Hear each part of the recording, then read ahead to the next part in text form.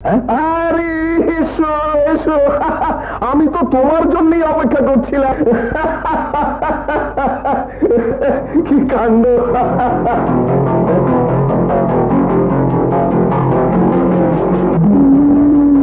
তোমার কথা আমি অনেক শুনেছি।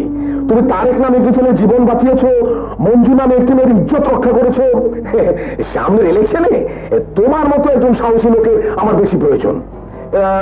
এর জন্য যত টাকা লাগে আমি খরচ করতে তৈরি আছি। তুমি কি বলো? আমি কি বলবো? সব তো আপনি বলছেন। হ্যাঁ, তুমি খুব ভালো ছেলে, সহজে সহজ কথাটা বুঝতে পারো। কিন্তু তোমার কথা তো জানা হলো না। কে তুমি? কি তোমার পরিচয়? আমি কে, কি আমার পরিচয়? আমি নিজেই এতদিন ভুলেছিলাম খান সাহেব। আজ আপনাকে দেখে আমি আবার আমাকে খুঁজে পেলাম। তার মানে কি বলতে চাও? সোজা করে বলো। সোজা করে বললে কি আপনি খুশি হবেন? মুক্তিযোদ্ধা আব্দুস সালামের ছেলে তার বাবার হত্যাকারীকে এতদিন পর খুঁজে পেয়েছে। হ্যাঁ, এই কথা জানার পরেও কি রাতে আপনি নিশ্চিন্তে ঘুমোতে পারবেন? তুমি তুমি সালামের ছেলে? বলো কি? হ্যাঁ, 5 টন সোনার খোঁজে, 3 টুকরা নকশার খোঁজে যাকে আপনি হত্যা করেছেন আমি তারই বড় ছেলে জয়। নকশা? তার মানে সেই 3 টুকরা নকশার 1 টুকরো তোমার কাছে আছে? জয়, আব্বা আব্বা, অতীতের কথা সব ভুলে যাও। কি লাভ পুরোনো কথা মনে রেখে? মানুষ জীবনে উন্নতি চায়, টাকা চায়, আর মায়ের চায়, সব পাবে তুমি, সব। তোমাকে কোটিপতি বানাবো, তুমি আমার ডান হাত হয়ে থাকবে। শুধু নকশা, নকশাটা আমাকে দিয়ে দাও। বলো বাবা, দেবে? বলো। দেব, কিন্তু আমার যে আরো একটা কাজ বাকি আছে। কি কাজ? আমার মার ভাইদের খুঁজে বের করা, তারপরেই দেব। তবে নকশা নয়, একটা গুলি। চলি। দাঁড়াও, একটা কথা জেনে যাও, তরবারি যে খাপে থাকে সে কখনো খাপকে কাটতে পারে না। তুমি আমার এলাকায় থেকে আমাকে হুমকি দিচ্ছ, তুমি কিচ্ছু করতে পারবে না।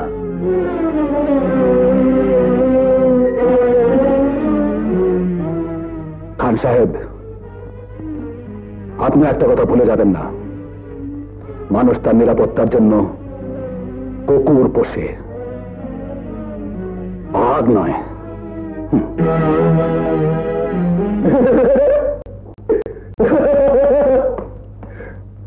বাঘ হোক আর সিংহ হোক, ও যদি সালামের ছেলে হয়ে থাকে তাহলে তো ওর কাছে নকশা আছেই। নাকের ডগায় নকশা ঘুরছে, খবর পেলাম এত দেরিতে। এ কি বলে কবল? সমুদ্রকে আর পাহাড়ের কাছে যেতে হলো না, পাহাড়ি সমুদ্রের কিনারে এসে গেছে। ওই দুটো নকশা পেয়ে গেলে শালিমার জাহাজের খোঁজ পাবো, 5 টন সোনা পাবো। আর তখন তখন আমি বাদশাহ হারুনুর রশিদ।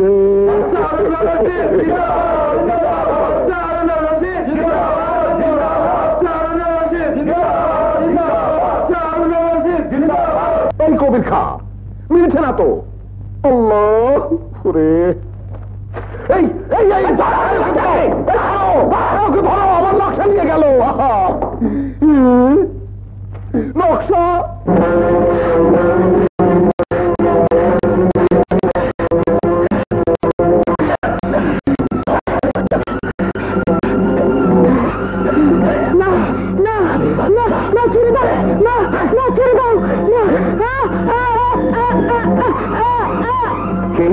কি বললি? হ্যাঁ, মঞ্জুর কাছ থেকে কেড়ে নিয়ে গেছে জুলমতের লোক। বাবলু পিছু পিছু গেছে। চিন্তা করো না বউ, তোমার 2টি ভাইয়ের করে বেঁচে আছে। শুধু নকশা নয়, বাবলুকে আমরা ফিরে আনবো। চলো বাবলু। বাবলু বাবলু বাবলু, বাবলু,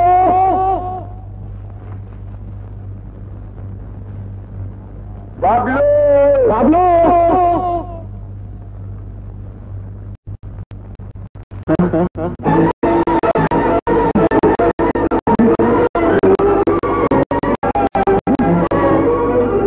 বাবলু, বাবলু, বাবলু।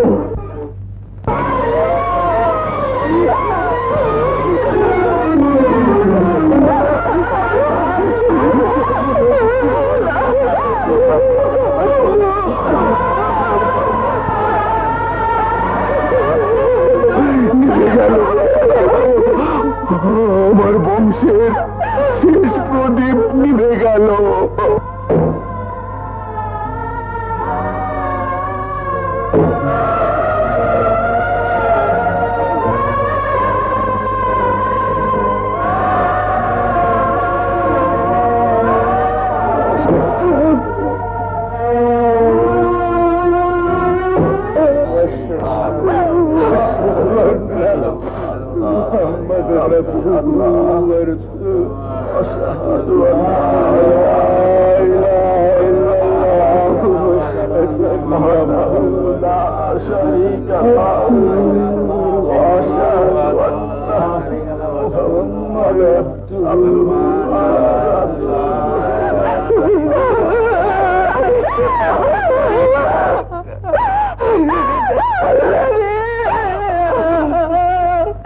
ইলেকশন? কিসের ইলেকশন? দেশ আর দেশ। দেশের জন্য আমার একমাত্র সন্তানকে হারিয়েছি, দেশের জন্য আমার বংশের প্রদীপ নিভে গেছে। আমার জন্য দেশ নয়, আমি ইলেকশন করব না। বাবা, আপনি আপনার সন্তান হারিয়েছেন, আমি কি আমার স্বামী হারাইনি? আপনার বংশের যে প্রদীপ নিভে গেছে সেটা আমারই সন্তান।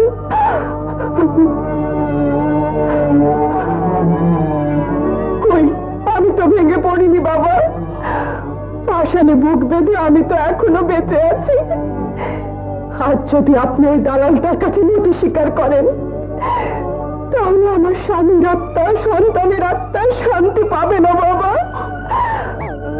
ওরা যে দেয়াল দিয়েছে, কিন্তু আমার যে বুকের পাঁজর ভেঙে গেছে মা, ওরা আমাকে নিঃশেষ করে দিয়ে গেছে। শত্রুর সাথে আমি কি দিয়ে লড়বো? কেন বাবা? ইলেকশন থেকে সরে দাঁড়ান, তাহলে জুলমতালি বিনা প্রতিদ্বন্দ্বিতায় পাশ করে যাবে। আর ও যদি একবার ক্ষমতায় যেতে পারে তাহলে এলাকার সমস্ত দেশপ্রেমিক মুক্তিযোদ্ধাদের বংশ নিপাত হয়ে যাবে।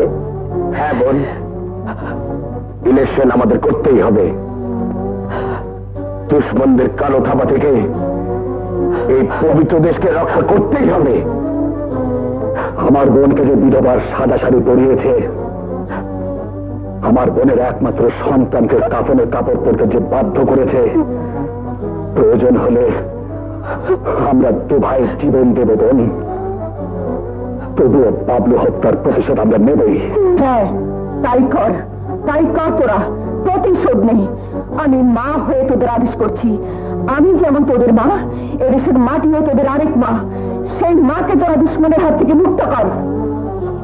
আমার মনে হয় রফিক চাচিকে খবর দেওয়া উচিত, কারণ এই নকশাগুলো তৈরির সময় যে তিনজন ছিল তাদের মধ্যে জীবিত একমাত্র তিনি। ঠিক আছে, তুমি খবর পাঠাও। আচ্ছা চাচা, আপনি আর অমত করবেন না। আমরা চললাম ওদের কাছ থেকে নকশার বাকি 2 কপি উদ্ধার করার জন্য। চলে আয় বিজয়, চলো।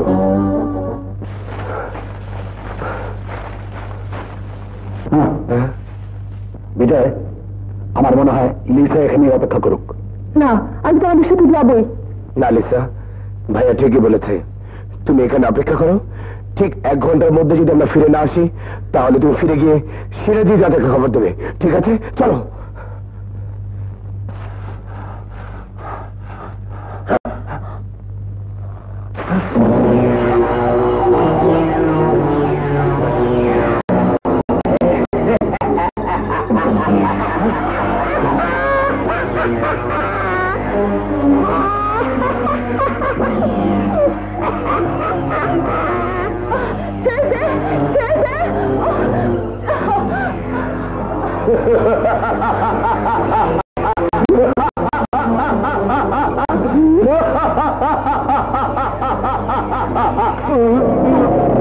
নকশা কোথায়? বলবো না। বল, বলবো না। ওদেরকে সার্চ করা হয়েছে? বাগান ওদের কাছে নকশা নেই। ওদের কাছে নেই, কিন্তু আছে। কোথায় আছে আমি জানি। চল। আসসালামু আলাইকুম। অনুমতি না নিয়ে ঢুকে বললাম, বেয়াদবি মাফ করবেন।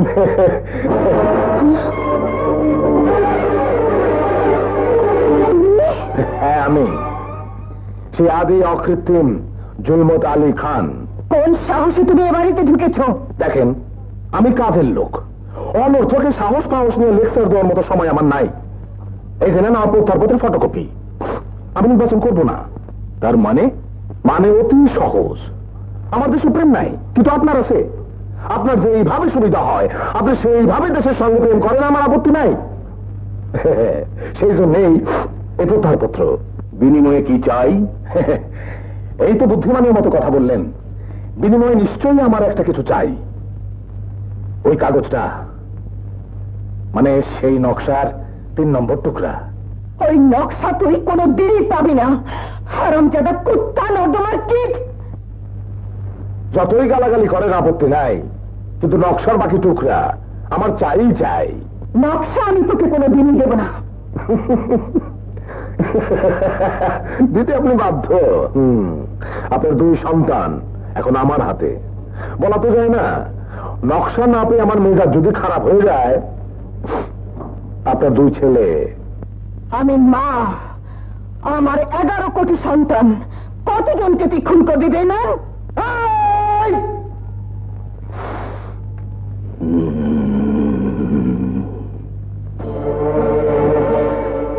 আমার 2 ছেলে সব ধরনের অসভ্য কাজে এরা চ্যাম্পিয়ন।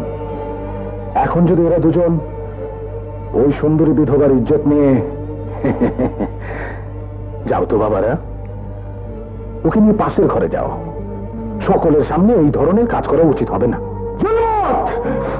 নকশা আমি দিচ্ছি এই কারণে যে 5 টন সোনার চেয়ে বাংলাদেশের একটি মেয়ের ইজ্জত আমার কাছে অনেক বেশি দামি।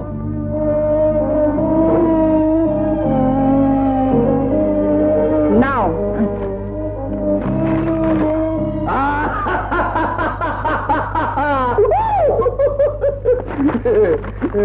খুব ভালো ফ্যামিলি। আসি। আসসালামু আলাইকুম। চলো।